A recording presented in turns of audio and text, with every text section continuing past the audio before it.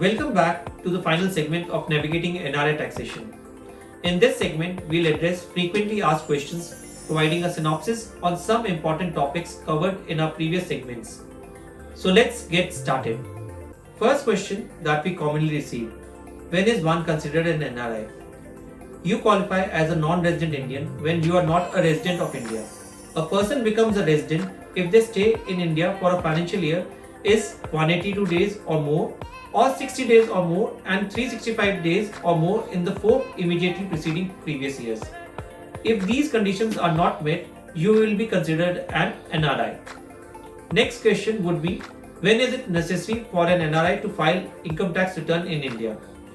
Similar to any other individual taxpayer, an NRI must file their income tax return in India if their gross total income received in India exceeds Rs 2.5 lakhs for a given financial year. The deadline for filing the return for an NRI is 31st July of the assessment year or as extended by the government. Another question we come across is: if I am a 68-year-old NRI, should I file a return even if my gross total income from India is Rs 2.95 lakhs in a year? Despite being a senior citizen, the basic exemption of Rs 3 lakhs and Rs 5 lakhs is applicable only to resident senior citizens and resident super senior citizens in the old tax regime.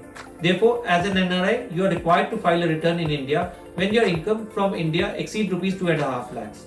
Next question: as an NRI with rental income from property in India and salary income from Singapore, which income should be declared in India?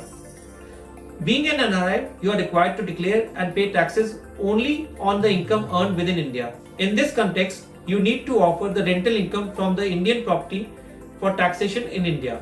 However, you are not obligated to pay taxes on the salary income received from the Singapore, as global income is not taxable for NRIs in India. Next question: is tax deduction mandatory for payments to NRIs? Yes, specified payments such as rent, professional or technical fees made to an NRI necessitate tax deduction at source by the payer. The payer must obtain a TAN, that is Tax Deduction and Collection Account Number, and complete Form 15CA to be filled by the payer and Form 15CB to be obtained from a chartered accountant for payments to non-residents.